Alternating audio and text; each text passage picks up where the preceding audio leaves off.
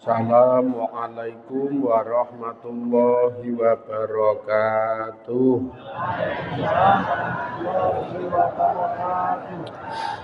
Bismillahirrahmanirrahim. Bi husni hadhihi niyyah li ibtigha'il ulumi nafi'ah wa ibtigha'i mardatillahi ta'ala wa rahmatihi fid dunya wal akhirah. Biwasilati wa barakati ta'allumina kitaba al-arba'in nawawiyah. Ya Allah, waqdi hawaijana wastajib dungaana ya Allah. Khususon kangge sederek-sederek ingkang paring sedekah menika mugi-mugi Allah paring lintu ingkang sak langkung kathah. Maringi slamet saking balak wabah musibah saya jembar kathah barokah rezekine, sehat waras lahir batine, istiqomah ngaji ngibadahe, kacekapan hajat lan kaijabah pandonga saha panyuwunan-panyuwunane. Ahwasul khusus limu alif hadzal kitab. Nafa'anallahu bihi wa bi ngulumihi fid dharaini amin ya rabbal alamin bi barakatil Fatihah. A'udzu billahi minasy syaithanir rajim. Bismillahirrahmanirrahim. Alhamdulillahi rabbil alamin. Arrahmanir rahim. Maliki yaumiddin. Iyyaka na'budu wa iyyaka nasta'in. Ihdinas siratal mustaqim. Siratal ladzina an'amta 'alaihim ghairil maghdubi 'alaihim waladdallin. Amin. Tunjuk sami do tunjuk.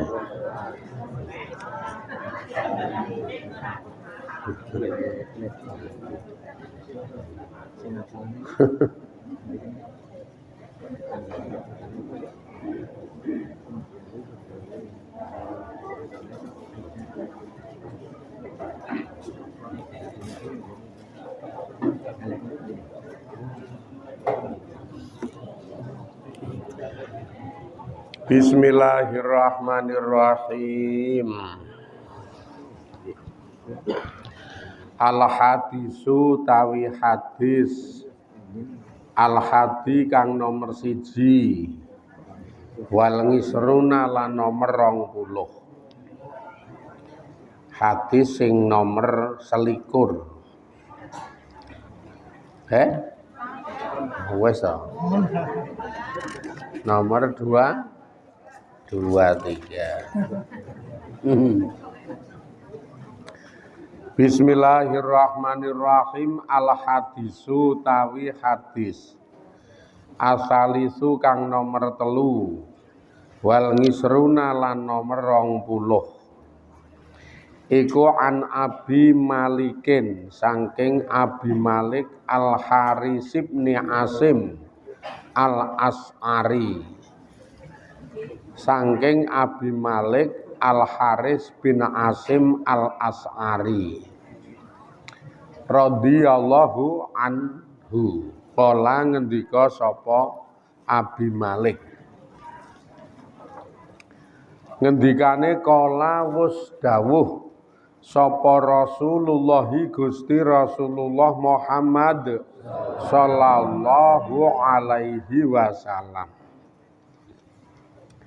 Dawe Rasul atuhuru utawi sesuci iku satrul imani, separone iman. Kanjeng Nabi ngendika sing jenenge sesuci niku separone iman utawa sebagian iman. Kila dingendikaake at-tahuru, ora at-tuhuru. Ana pengendikan at-tahuru bi fathil ta'i, kelawan fathae ta. Sing dimaksud mahiya barang yutatoharu kang disuceni bihi kelawan ma min ma'iin saking barang cuwer wa jamidin lan barang atos wa bidomiha lan kelawan sing mengandung barang cuwer barang atos huwa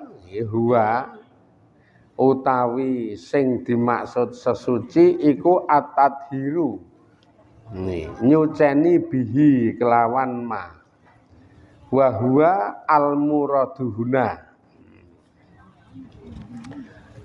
sesuci niku separo iman utawa sebagian saka iman kemudian sing disuceni napa lah mengke werna-werna karek situasi kondisinya nek jenengan takon sing disuceni napa misalkan sesuci arep dinggo ibadah salat otomatis sing disuceni werna telu nomor 1 awake nomor 2 sandangane nomor 3 panggonane nek arep dinggo ibadah salat uga maca Quran uga sakniki musim haji niku salah satu sing kudu ditekankan tentang suci nomor 1 suci awake suci sandangane karo suci panggonane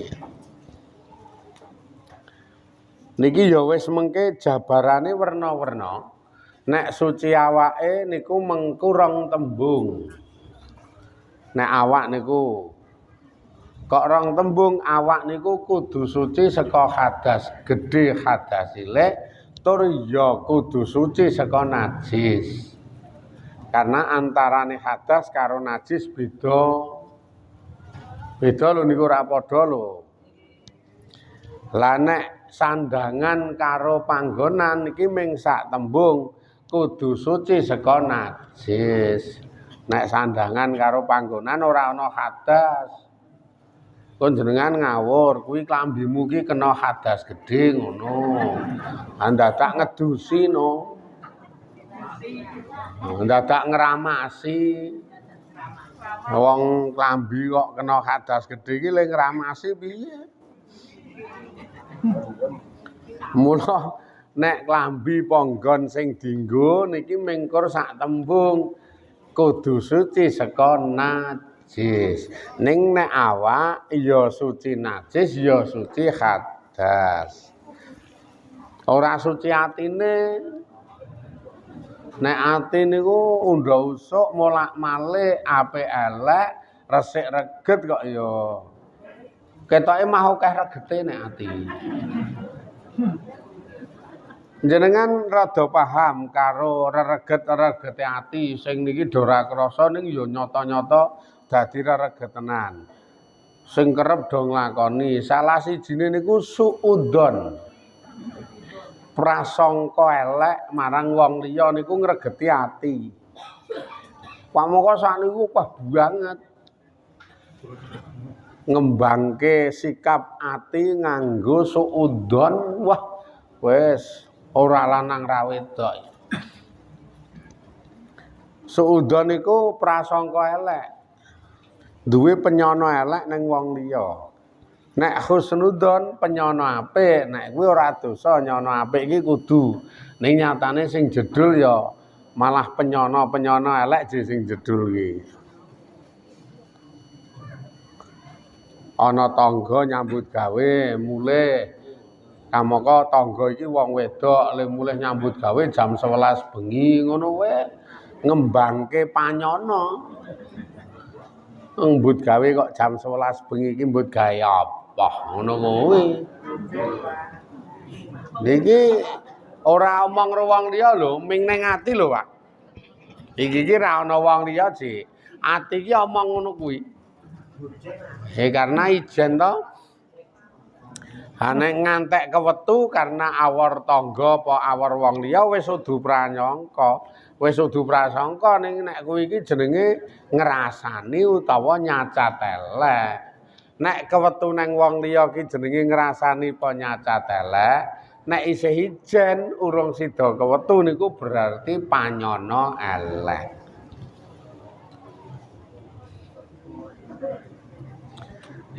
Lho, kalau sugihe wis ngolak-olak. Sekarang lakune ra beres lho niki ya panyono elek. Lha muni suguhe ngolak-olak kaya segara. Banyune ngolak-olak. Ming teko iri karo tangga sing tangga ki sukses, sing tangga ki sugih terus ngantek duwe panyono elek le muni lakune ra bener lah niku ngregeti ati. Makane nek ati kudu resik nyuwun ngapunten angel. Ati iki ya wis ngono kae lah. Iki ora mingkur wong siji loro ketoke kabeh. Nek nggon ati iki ketoke kabeh ora ana sing ndek ati resik niku. Ning ya ora apa-apa wong pancen kuwi iki wis titahke karo Gusti Allah. Dominasine urip ki ya ana resik, ana reget, ana apik, ana elek. Wis ben lah kok ya wong Allah ya ngekeki laku kok nek reget diresiki ngono ta. Nek salah dibenerke, nek dosa ditobati, itu saja. Jadi urip ki sederhana ora usah ndadak dibot-bot karo rasa ndadak ngelek-elek wong liya sing marahi tambah elek, tambah abot rasa wis monggo. Masing-masing kita duwe porsi, arep piye to piye le urip, arep piye to piye le nyikapi. Sing baku niku Allah wis selalu memberi solusi marang kahanan-kahanan uripe awake dhewe. Nek cara elek ya resik ana utawa cara reget karo elek iki resik ana. Nganggo tobat, nek dosa barang ngeten niku pokoke kerep le tobat. Salah satu perwujudan tobat niku mandeg saka eleke terus dijoli nganggo ngamal sing apik. Apik sing ngaten niku. Nek mbiyen nek sing tuwa-tuwa niku gampangane niku gambaran tobat asli. Jan gambaran tobat asli. Sing tuwa-tuwa lanang-lanang ku nek mbiyen tak senengane celiwik. Jaman mbiyen ki ya hobi karo celiwik kuwi. Gampangane lho, ya wis ben jak ya wong urip kok mbok men. Mula niku karena mbiyen seneng karo celiwik, biasa nglakoni celiwik, mbasan saiki tuwa rodok tersadar. Cerak karo patine terus duwe sejo golek dalan padang mandeg saka celiwike kemudian ganteni nganggo ngamal apik nek sing umum niki sing umum biyen ki celiwik ra tau salat saiki larane celiwik golek dalan padang ribik-ribik terus gelem salat kuwi tobat apik ngono kuwi kok ya gek jenengan malah le ngelokke wangun kae sih. Saiki wae salat. Biyen kowe iki kaya apa? Lah muni ngono kuwi. Lah kok dadi malah ngonekke biyen. Nek yo sing wis ya wis. Tur bijine niku ora biyen, saiki. Sing ana regane niku saiki. Lah nek saiki apike saiki niku kena nggo mbusak sing biyen. Ya wong wedok-wedok iki mbiyen yo elek. Mbok eleke apa ra tedhong aku. Ning ketok yo werna-werna kok ketoke. Ora mungkin. Wong kok apik ora mungkin. Ya wis ben kuwi mbiyen kok. Oh nyatane saiki mbasan tumuwa ya wis leren saka eleke sing mbiyen tau dilakoni. Malah kepara saiki do mempengaji, do mempeng mujahadah. Saiki bahkan nang omah we rada jenak jenenge nang omah ki jenak Maksude jenak iki betah ning omah nandangi gawean-gawean ngomah sing kanthi ditandangi niku ngomahe dadi apik, tertata rapi, nuwuhke ketentraman. Wah niku tobat sing ampuh. Jan tobat sing ampuh ngeten niku. Aja ndelok mbiyen. Iki mbiyen kaya ngapa? Wah tenan iku mbiyen kaya apa? Saiki wae demenakake karang wis tuwek e.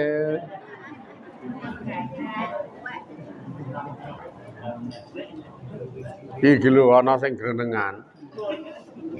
Sampeyan mbiyen yo kaya ngapa? Modele ngaji balik ndene wis ora dadi kok ya. Ngaji sing balik ndene. Kuwi model dulur-dulur sing kecilik awor. Lah kok malah balik. Kuwi ra mbiyen. Sakniki wis tak ijoli kok. Tak ijoli sing elek mandeg. Terus sing apik-apik saiki tak lakoni sing sekirane kula iso nglakoni. Ngaji tak lakoni, ndedit titik rong titik tak sedekahi. Srawung ro sapa-sapa tak apiki. Arep piye nggo ijol sing biyen iki. Nggo kifarat jenenge nggo tebusan. Nek jenengan paham urip iki ngono kuwi ora kok terus eleke mbiyen gegawa-gawa tekan saiki terus iso dungkit-ungkit terus iso dienggo dadekke apa? Iso didadekke nggo keputusan bahwasanya karena wong kuwi iki mbiyen elek sprene elek terus ora kok ya. Ora. Sewalike mbiyen apik kok saiki balik elek ya elek berarti kuwi ya kan. Ning nek sing mbiyen elek-elek saiki apik ya apik. Kari milih to jenengan apik apa elek niku. Nek nggon ati lho niki urusane. Ning nek nggon awak, sucine awak niku nek upamane jenengan kena hadas cilik le nyuceni ming cukup diwundoni. Nek kenengan hadas cilik pokoke wundu.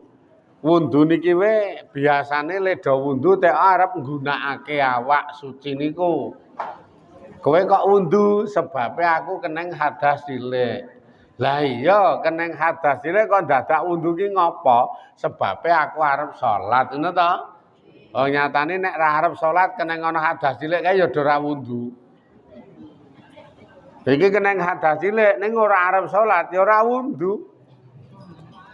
Contone salah satu kenengan hadas cilik iki ngentut ngono wae. Ngentat-ngentut nek ra salat ya ora wundu kok.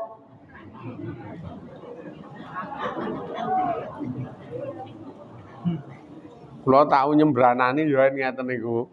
Acara biasa santai kanca ki ngentut. Seru kae ya nyebai to. Nek sandinge bolo-bolo ngentut seru. Ha kula terus rada omong, kowe iki nek ngono iki kenengan hadas cilik. Ha ngono iki kana wundu kana aku ya ngono. Nek jawab ya wong ndang apa wundu? Lah ya kowe iki kenengan hadas cilik kok mbok ya ben ngono sih. Ternyata memang keneng ana hadas cilik iki nek ora arep nggunakake ya ora wundu. Le wundu ki tok arep nggunakake awak niku suci arep nggo salat. Nek ora salat ya ora wundu kok ya. Nek hadas gedhe adus. Hati nek jenengan kenengan hadas gedhe adus. Adus ning ana niate nek iki ora adus biasa, nek ora adus biasa wae ndak dina esuk sore. Sing wedok nek sing lanang ya ming esuk tok. Nek sing wedok esuk sore, nek sing lanang iki ketok esuk mau tok, sprene 200 kok iki. Wong ra hadas gedhe. Wong ra hadas gedhe kok ya. Mula letek-letek ireng-ireng to. Le adus sarang ora tau macak. Wong lanang iki le adus sarang, tur ora tau macak dadi wonge letek-letek. Anak sing wedok iku adus pindho, arep mingset nang ndi pupuran, mingset nang ndi macak, mingset nang ndi wangen-wangen ngono kuwi wong wedok iki pokoke wis kaca kemilon iki ra keri kok ya. Nang ndi gawa, nang ndi gawa.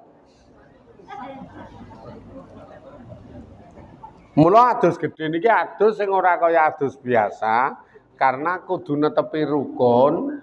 Gek rukune adus gedhe iki werna loro. Nomor 1 niat, nomor 2 ngratakke banyu ana ing dalem sak kabehane nggawata awak. Pisan niat, sing paling baku niat niku ndak lali. Karena nek adus gedhe kok ora niat ra dadi. Nawaitul ghusla li rafengil hadasil akbar lillahi ta'ala. Dadi nawaitul ghusla li rafengil hadasil akbar. Niat ingsun adus krana ngilangi hadas gedhe. Arab angel nganggo Jawa. Nek Arab ra iso, pokoke nganggo Jawa niat ingsun adus gedhe ngono wae mbangane angel. Mayar pokoke urip iki digawe mayar aja ngantek angel. Urip iki digawe mayar. Niat ingsun adus gedhe beda to adus biasa karo adus gedhe wis beda. Wong iki tembunge wis adus gedhe kok. Lha bar kuwi langsung cebur nguratake banyu ana ing dalem sak kabehane nggahata awak.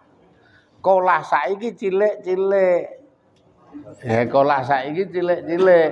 Dadi kolahe jenengan niku ra iso nampung banyu sekitar 200 liter. Kolahe jenengan iki ra iso nampung banyu sekitar 200 liter. Niki mengke kolah sing nggo adus gedhe niku kudu mili terus. Tur ling lekase adus diloberi sithik.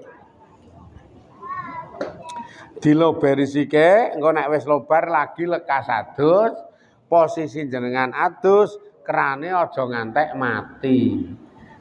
Ben hukume banyu sing manggo adus niku dudu banyu kurang saka 2 kolah, ning hukume banyu niku jenenge banyu mili. Karena nek banyu kurang saka 2 kolah dienggo adus kecipratan banyu sing bareng ngenengi awak niku dadi banyu mustakmal. Dadi rada ngati-ati nek ngelmu niki kok ya. Wah, lah kok dadi rada angel ya pancen angel nek dingelmoni niku. Karena kolahe cilik-cilik. Utawa saiki mahudu kolah ember. Dadi mayar ling nguras tur ling iseni ra kokean. Ember lah nek jenengan adus gedhe nganggo ember ka diloberi sithik, posisine kran mili ngantek ember kuwi lober mili-mili kae. Nalika ember niku wis mili-mili banyu lekas ana adus gedhe ning krane aja dipateni. Ben hukume banyu ki dadi banyu mili ora banyu kurang saka 2 kolah. Nek ora ngono ya kerane golekke selang terus engko diuripke sirahe jenengan disiram nggo selang kuwi malah. Dadi ora lewat ember ning langsung lewat selang iki malah apik niku. Ora iso dadi mustakmal nek niku. Nganggo selang kuwi wae. Dilebokke ning kran, krane uripke. Selang wae rasa shower kok wong sugih. Kere we kemayu. Shower. Shower ki ula. Bahasa krama inggile shower ki ula.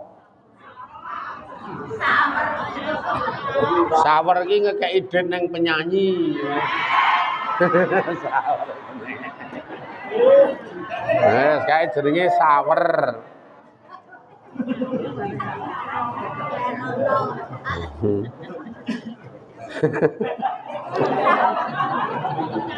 Ngomongke adus kok menggok-menggok.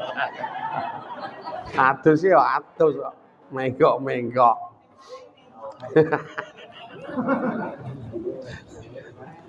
Wong nyuwun sewu nek nganggo shower kae mah angel e. Dadak nganggo menyet apa to kae iki? Anune kae saklare. Dadak nganggo saklar.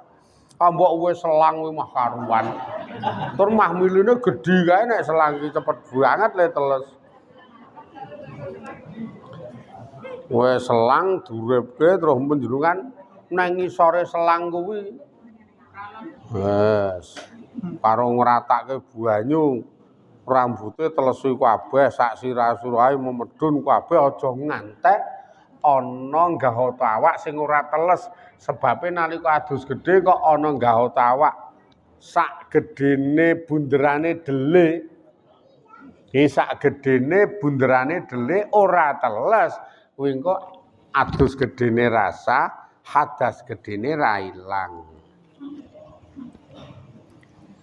Dadi bahaya engko nek isih hadas gedhe rumangsane wis adus karena ra ngati-ati nggo salat ya salate dosa, nggo maca Qur'ane dosa, nggo haji umrohe dosa.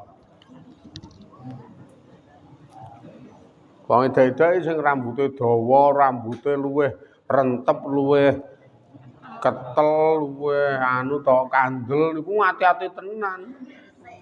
Beda karo sing kakung-kakung kae. Nek sing kakung ki anggere muni umur 55 munggah ki rambut ki wis ra iso ketel kok ya. Nek sing kakung ki anggere umure mbono kuwi ki rambute wis mulai do mbrodoli. Tenan mulai rada ting tromplong kae. Mah aman banget ning nggo adus gedhe iki gampang le teles malahan. Mah digundul sisane karuan.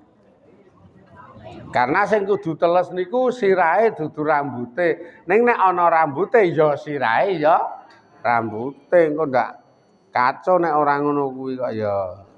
Nek lanang-lanang anggere umur 55 munggah ngono mbuh rambut ki mulai do mbrodol e. Do mamring kae lho. Karena ya anu to keselenget utek panas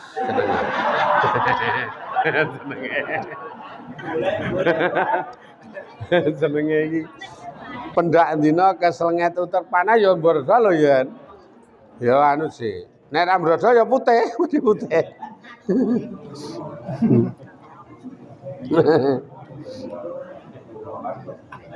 Ya. Wis gelem ra gelem kudu ngati-ati kok ya. Nek ora ngati-ati repot. Niku nek awak saka hadas. Nek najis ya iso nemplek ning awak, iso nemplek ning sandangan, iso nemplek ning panggonan. Niku mengke rak kudu suci saka najis. Niku najis werna loro, najis ngain karo najis hukum. Najis ngain niku najis sing blegere ana, isih wujud. Kuwi jenenge ngaine ana, blegere ana. Najis hukum niku blegere wis ra ana ning isih najis tak ora disuceni. Dadi riku niku najis ning wis ra ana blegere, cuman hukume najis. Lah nek najis ngain niki mengke ling ilangi dadak pindho. Nomor 1 ngaine dilangi utawa blegere najis niku dilangi sik. Nek wis dilangi blegere terus dilangi hukume. Nek najis dadak ngono kuwi. Misalkan panggonan riki niki, iki engko le ngembangke jenengan monggo panggonan ngendi-endi lah gawe contoh riki niki wae. Niki ana najis ngaine isih. Iki ngaine utawa blegere najis ki isih. Bleger niki dilangi sik. Bleger niki ilangi nggo apa sakarmu? Wis sakarmu nganggo gombal ya kena, nganggo sempol ya kena, nganggo tisu ya kena, nganggo pecok ya kena, nganggo Pacul ya kena. Iki. Wis sing penting dilangi ta? Nah niki dilangi jedret. Silang. Ngaine ilang. Ning nggon riku niku, panggonan riku niku isih najis. Wong tepake nggo keneng najis. Niki jenenge hukume nggon riku niku najis.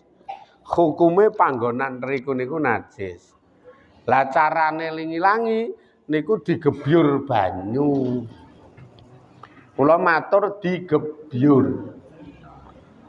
Nah, digebyur niku nek cara hukum jenenge diileni banyu. Diileni banyu men najis hukum niku keli. Lafate diileni ben keli. Makane nek nganggo banyu riki niki ya gawake sak ciduk apa gawake sak ember dilekke byur ngono. Men supaya saka kene banyu mili pindah. Banyune iso pindah ngeten. Niku dadi ora mandeg ning kono, banyune niku mili rono. Lah ning kono banyune mandeg. Le do mikir wah iki nang kono banyune mandeg berarti najise pindah kono. Wong banyune mandeg ning kono ae. Le do ngarani waduh iki berarti najise pindah kono mboten. Banyu niku nek nggo ngileni najis ngantek mili pindah, maka banyu niku hukume dadi banyu mustakmal. Karena banyu bar dinggo. Lho, banyu bar dinggo nyuceni najis, makane banyu sing wis pindah ning kono mau iki dadi banyu mustakmal. Mustakmal iki banyune suci. Ora najis kok ya, ming nek nggo nyuceni ora kena. Niki sing isih do dadi anu to, dadi rasa rinasane iki kurang sreg ngebyur banyu, misalkan ten keramik niki lho. Najise niku ten ngriki niki digebyur banyune ndono. Rak ming mandhek ning kono banyune niku. Lah le do ngarani le muni banyu sing nang kene iki najis. Karena bar nggo gebyur najis. Lah banyu sing bar nggo gebyur najis iki dadi mustakmal. Lah engko jenengan pel ora apa-apa, jenengan kenengan banyu niku sikile ya ora kok terus sikile kena najis ya ora kok ya. Iki ben tenang ngono lho, ngelmu iki nek ora dingelmuni ya do radong tenan sih. Malah riki niki isih ana lho, riki niki kena najis maune ning wis dilangi ngaine. Wis dilangi ngaine. Niki malah mengkur jikok gombal ditelesi dienggo ngosok-osok tok ngene iki malahan. Ha iki mah najis kabeh kok ya wong ora ana hukum gebyur banyu gebyur najis ora ana hukum ngilekke najis. Mah ming nganggo gombal digosok-gosok meng fleke najis niku ilang. Dadi rada menitik beratkan fleke ilange ning hukume tetep ora ilang. Ben men mikir kok ya iki pentinge ngaji iki ngene iki. Dadi nek ngaji dadi ngerti. Nek ora ngaji rak selamane iki rada sak-sake. Cara mensikapi niku ndak rada ngawur. Rasa sepaneng, rasa kenceng ngaji iki pokoke slow wae. Ngono ndodok waduh rasa waduh mangan roti wae. Udah waduh. Mangan roti wae. Engko ndak. Pancen hukum niku ngono kuwi nek mbiyen ngaji ning pondok terus fikih dasar ngono ya. Niki fikih dasar lho. Sing kula aturke fikih paling cendhek, fikih paling dasar dadi kepenak. Wah engko nek kelase sing elit-elit kae wis duwe rujukan, duwe referensi sing dadi wah wis ngono kae. Ning nilai ikhtiyat, nilai ngati-ati niku dilekasi nganggo fikih dasar. Mula niki iki ben ngati-ati secara dasare wae. Mengko enten pengembangan keterangan, enten pengembangan pengendikan, enten pengembangan hadis. sing prawine saka kae kadangkala ngolehke, kadangkala hukume makruhke, kadangkala wae ngono kae ndak malah ruwet jenengan ra tekan kok ya iki. Pokoke ngene iki wae. Wong ngene iki dienggo iki slamet kok jenengan. Aturan fikih dasar ngeten iki nek dienggo iki wis slamet ngono lho. Dong ora?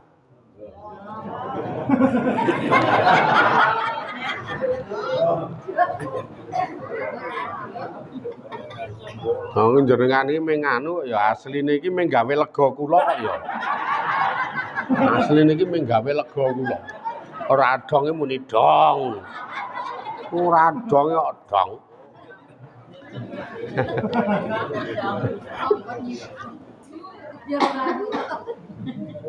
Ketoke ledong lho miling gebyur kuwi mau. Lah sakniki pengembangane nang nggon pakaian, ibu-ibu, bapak-bapak nang nggon pakaian kena najis. Kamangka umum-umume ya wis mung dadi siji karo pakaian reget. Wong pakaian iki sok kena najis, ning ya sok ra kena najis ming reget. Sing kabeh niku wau ketemune dikumbah. Mula terus ana tembung umbah. Umbah-umbah kae iki ngumbahi pakaian. Sing pakaian niku ana kalane reget biasa, ana kalane kena najis. Kamangka campur. Wis pakaiane niku campur, sak ember kebak kae. Gandeng pakaiane campur ya ana sing najis, ana sing ora, ana sing ming reget biasa. Akhire umbah-umbah jenengan. Lamen supaya mengkele nyikapi paling penak, niku nalika dicemplungke nang ember, wong niku ya ana sing ming reget biasa, ana sing kena najis niku wau. Niku nalika dicemplungke nang ember, kebak ana banyu sithik ngantek mili-mili. Pakaian niku sing wis nang ember dikebaki banyu sik ngantek mili-mili. Nalika wis kebak banyu, banyune do wutah do mili nika, mongko hukume niku banyu niku ngelekke najis. Dadi banyu niku wis ngelekke najis, najise wis do keli. Arep porong dikapak-kapake lho pakaian iki mengagi dilebokke ember karo dicemplungi banyu durupke kerane urung dikapak-kapake iki pokoke wis ming diileni banyu nang nggon ember kuwi mau nganggo kran ngantek banyune mili-mili niku jenenge ngilekke najis sing ana ning pakaian wis keli kabeh wis aman. Wis bar niku endi sing dinet-net, bar niku endi sing diperes-peres aman karena wis resik saka najis.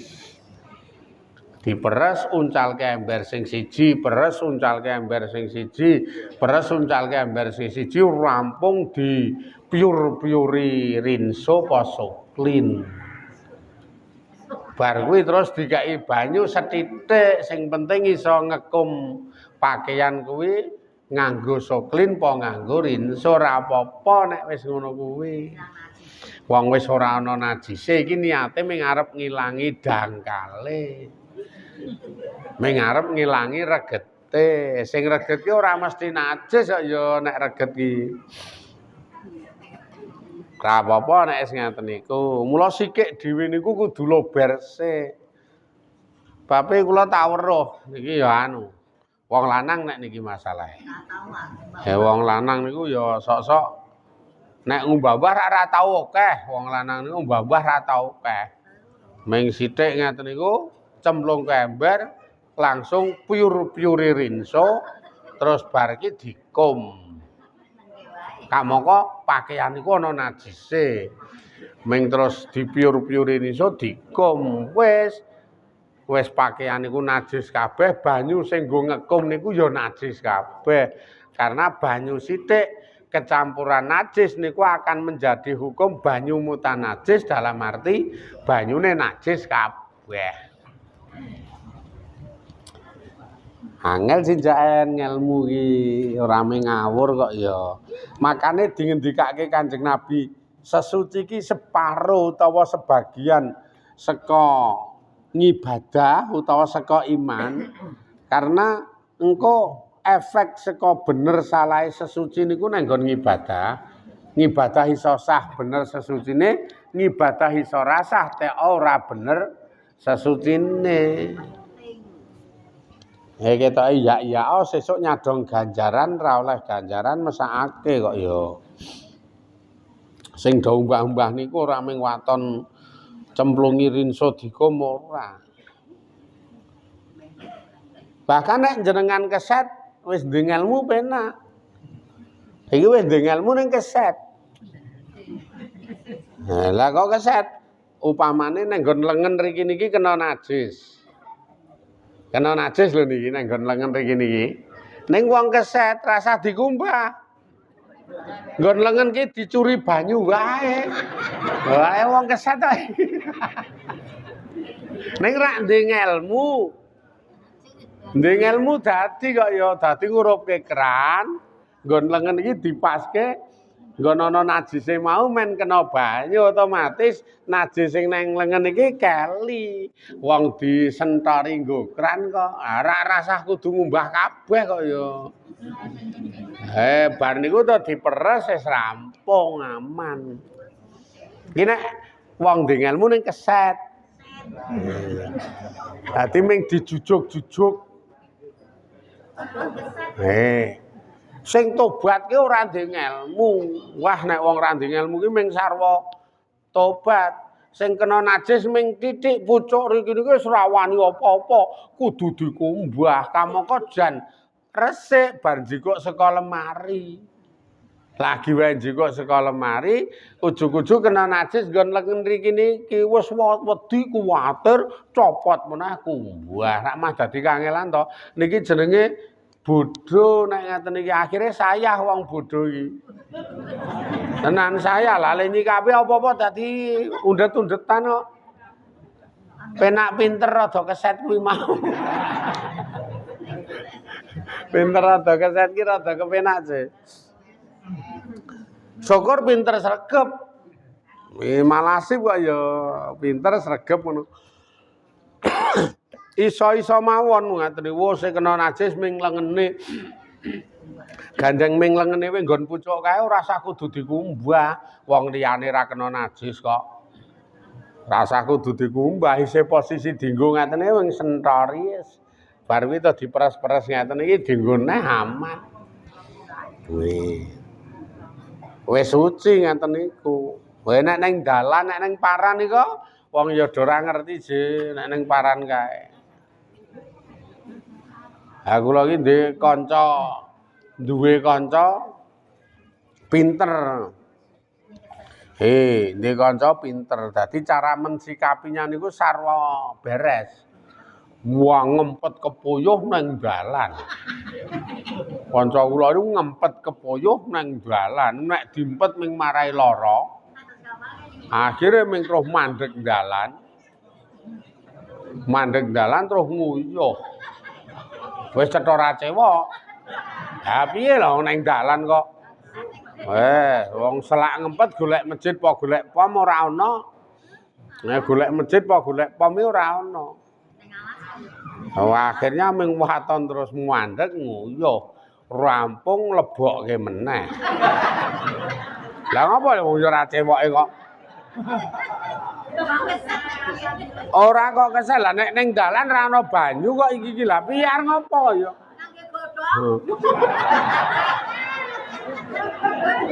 Mboten sah. Sesuci kok nggo godhong ki ora sah kok ya. Ora sah nek nggo godhong ora sah. Nek niku wong nggo godhong ya padha wae najise wutuh, ora ilang. Karang nek fikih dasar pipite ra ana banyu nganggo watu sakjane niku. Lah ning ya lingak-liku golek watu ya ora ana.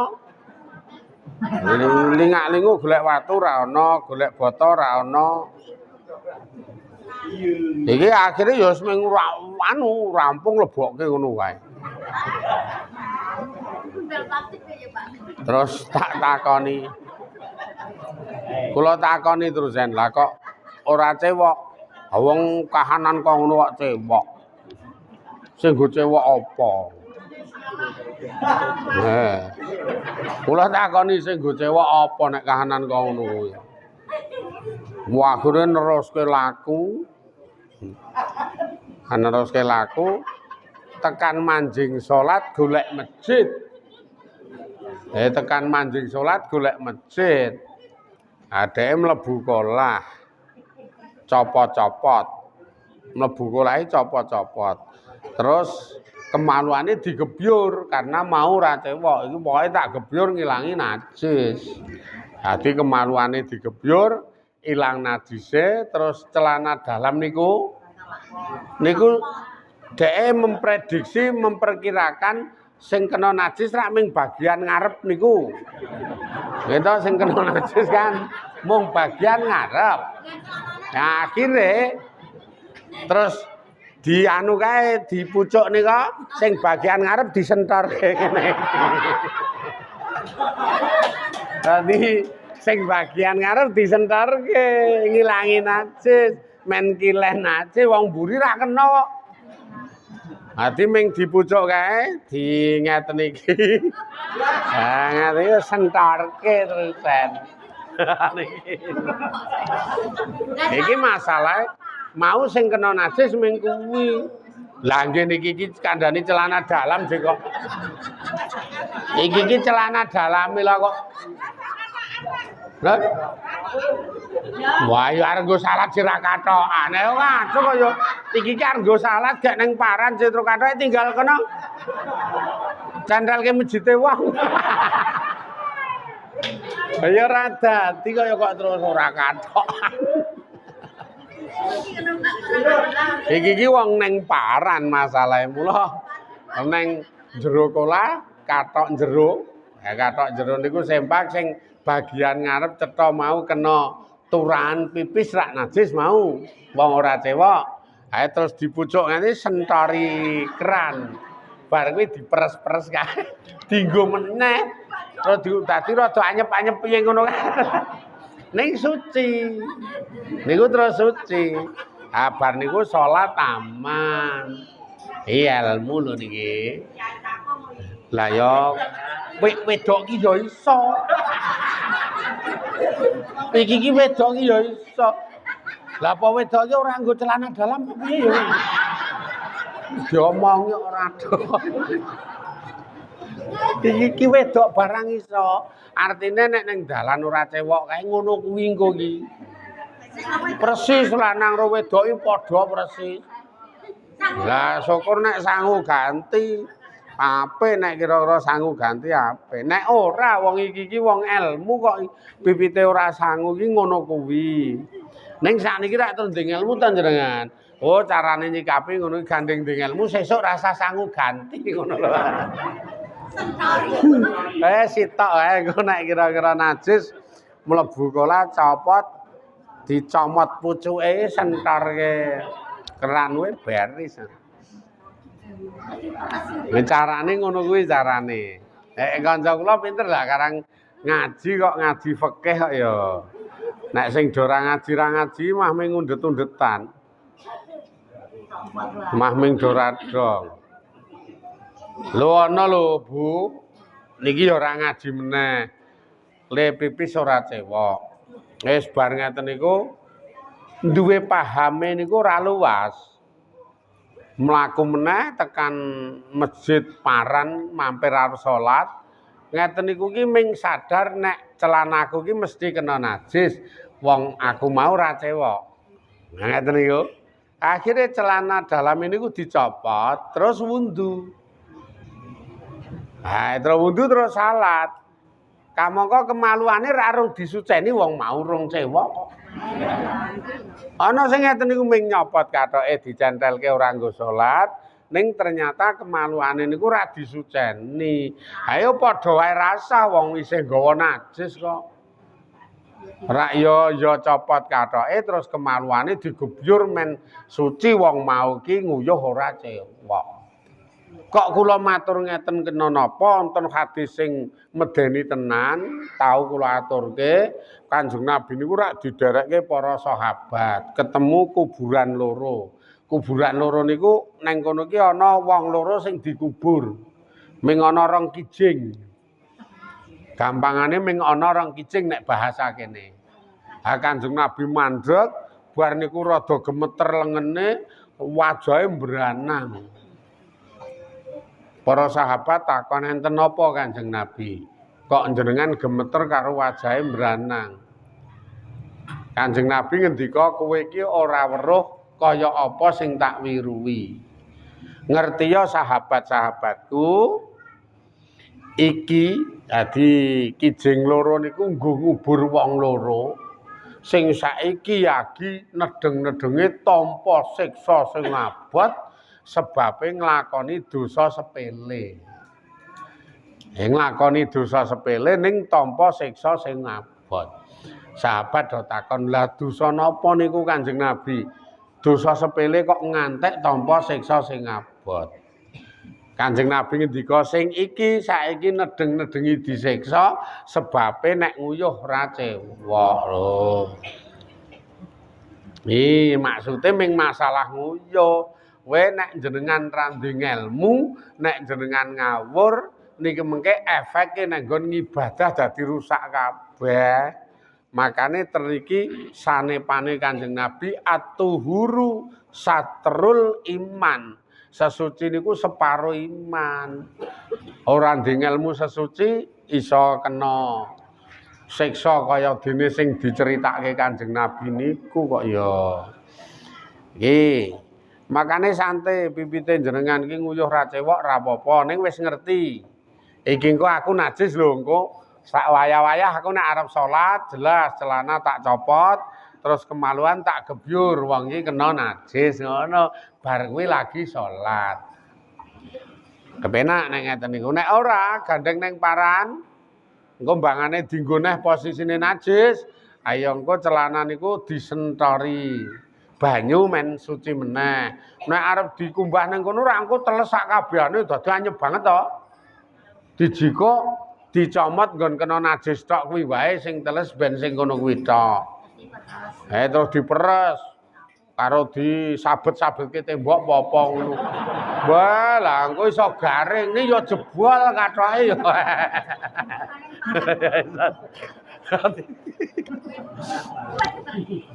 Wong neng kolah ya sabet-sabetke tembok bar digebyur niku wau. Engko ndak ora dong ngelmu tenan nek iki masalah ngelmu tenan. Walhamdulillah utawi alhamdulillah iku tamlau ngebaki apa alhamdulillah almizana ing timbangan. Lah alhamdulillah niku enten dua makna, makna lafzi jenengan seneng maca alhamdulillah utawa seneng maca alhamdulillahirabbil alamin niku sesuk iso ngebaki timbangan. Nek seneng maca alhamdulillahirabbil alamin. Sing paling iso ngebaki timbangan meneh saka muni alhamdulillah niku nalika jenengan ngonekke alhamdulillah utawa maca alhamdulillahirabbil alamin itu karena bersyukur. Karena bersyukur mbuh napa ta napa jenengan niku bersyukur terus muni alhamdulillahirabbil alamin. Wah niku iso ngebaki timbangan. Makanya bapak-bapak ibu-ibu nek rampungan nglakoni keapian, apik apa wae niku aja ngantek lali. Tutupen nganggo maca alhamdulillah. Rampung ngombe ping perkara sepele terus langsung alhamdulillahirabbil alamin. Mangan roti alhamdulillahirabbil alamin. Lunga tekan ngomah alhamdulillahirabbil. Wah niku lho nek jenengan paham sing iso ngebaki timbangan iki selalu bersyukur. Karena napa jenenge nikmat sing diparingke Allah ten panjenengan iki jenengan ora lali karo sing maringi ngono lho. Niku ora lali karo sing maringi. Iso ngaji ngeten iki engko rampungan ya alhamdulillah. Wong nyatane ora kabeh wong iso ngaji padha sehate padha selone. Nek nggon ra didit wong kabeh padha le ra didit dadi ning padha selane. Alhamdulillah. Tenan niku nek jenengan paham sing iso ngebaki timbangan iki niku ora kok ra ana tema, ora ana judul ming ngubengke tasbih. Alhamdulillah, alhamdulillah, alhamdulillah, alhamdulillah. Lah nek niku lafat niku jenenge bersyukur secara lafat. Nek bersyukur secara nyata niku karena bar ngopo to ngopo rampung beres alhamdulillah. Wis genah nek niki. Iki gandeng rampung ngaji wong wis jam 09.00 to iki. Iki ya kudu ditutup. Kudu ditutup nganggo alhamdulillah. Kula niki sik jenengan kalek praktek. Ngati-ati le sesuci. Ping pindhone setiap rampungan nglakoni apa-apa aja ngantek lali muni ya alhamdulillah. Bismillahirrahmanirrahim. Alhamdulillahirabbil alamin. Allahumma sholli ala sayyidina Muhammadin sayyidil awwalina wal akhirin wa ala alihi wa ashabihi ajmain. Inna nasaluka ridhoka wal jannah wa na'udzubika min sakhatika wan nar. Inna nasaluka al-'afwa wal 'afiyata fid dunya wal akhirah. Ya Allah paringono kita sedaya kanugrahan sehat waras lahir batinipun. Paringono kita sedaya pitulungan saged istiqomah anggen kita sami ngaji lan ibadah. Paringono kanugrahan saya jembar kathah barokah rezekinipun, paringono kanugrahan ayem tentrem keluarganipun, paringono kanugrahan soleh solihah anak-anak putu-putunipun, paringono kanugrahan kacekapan hajat-hajatipun, dipun paringi gampang ing dalem sakabehane perkawisipun, dipun paringi kacekapan ing dalem sakabehane hajatipun, lan ugi kaparingana kaijabah ing dalem sakabehane pandonganipun. Slametaken kita sedaya saking fitnah dunya akhirat saha musibah dunya akhirat. Paringana kita sedaya derajat pungkasan ingkang husnul khotimah. Rabbana zalamna anfusana wa ilam taghfir lana wa tarhamna lanakunanna minal khasirin. Rabbana atina fid dunya hasanah wa fil akhirati hasanah wa qina azabannar. Sallallahu ala sayyidina Muhammad wa ala alihi wa sahbihi wa baraka wa salam. Walhamdulillahi rabbil alamin. Bismillahirrahmanirrahim. Subhanakallahumma wa bihamdik asyhadu an la ilaha illa anta astaghfiruka wa atubu ilaik. Sallallahu ala sayyidina Muhammad wa ala alihi wa sahbihi wa baraka wa salam. Walhamdulillahirabbil alamin. Assalamualaikum warahmatullahi wabarakatuh.